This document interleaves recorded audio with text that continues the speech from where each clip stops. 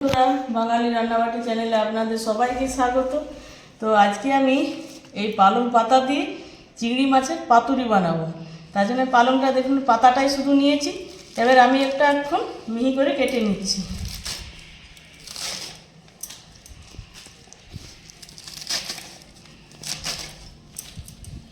দারুণ লাগে খেতে পালং শাক আর চিংড়ি মাছ দিয়ে পাতুরি। পরিষ্কার করে জল দিয়ে ধুয়ে নেবো, দিয়ে জল দিয়ে আমি একটু ভাপিয়ে নেবো। এটা হয়ে গেছে, আমি এখন পালং শাকটা ফেলে দিচ্ছি। এটা একটু ভাপিয়ে নেব।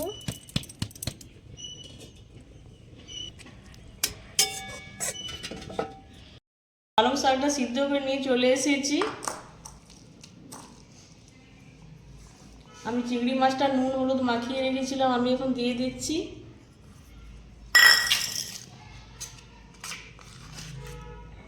দু চামচের মতন আমি সর্ষে বাটা দিয়ে দিচ্ছি। পোস্ত বাটা দিয়ে দিচ্ছি 2 চামচ।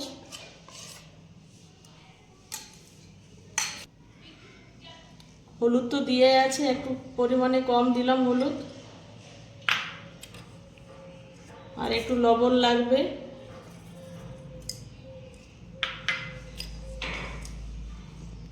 আমি এখানে একটু লঙ্কার গুঁড়ো দিচ্ছি।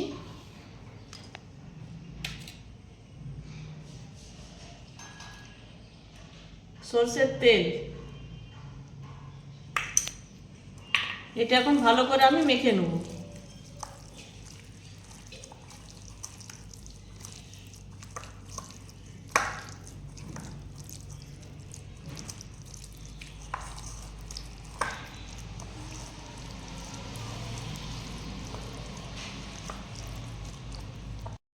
কলা পাতা সেঁকে নিয়ে চলে এসেছি। আমি এবারে এগুলো কলা পাতার উপর আমি দিয়ে দিচ্ছি।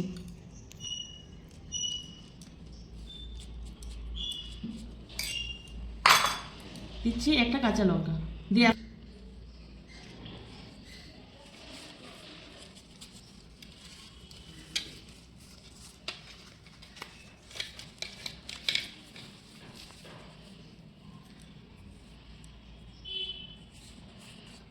এবারে সুতো দিয়ে ভালো করে আমি এটা বেঁধে নেব।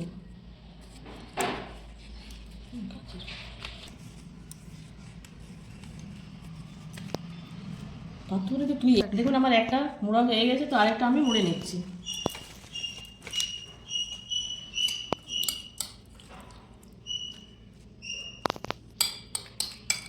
এই পালং শাক আর চিংড়ি পাতুরি খেতে কিন্তু খুবই ভালো লাগে, আপনারা অবশ্যই এবার ট্রাই করে দেখবেন। এটা তো একটা লঙ্কা দিয়ে দিচ্ছি, তো আমি এটা ভালো করে মুড়ে নেব।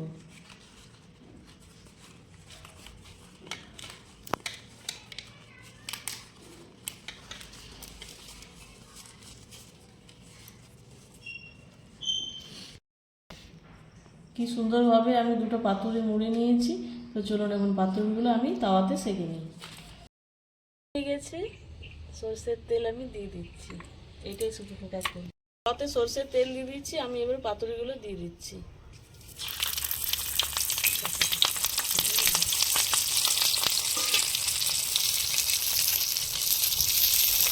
ঢাকা দিয়ে দিচ্ছি।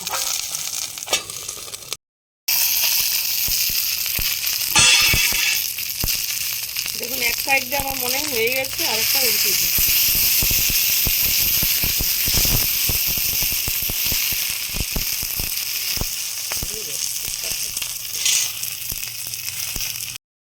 দেখুন বন্ধুরা, আমার পালং চিংড়ি পাতুরি একদম রেডি হয়ে গেছে।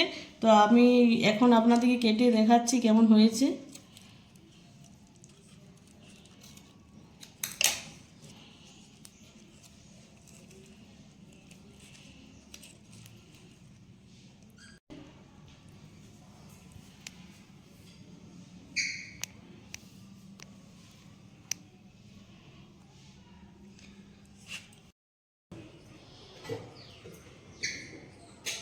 দুটো বাটিতে ভাত ঘুরাই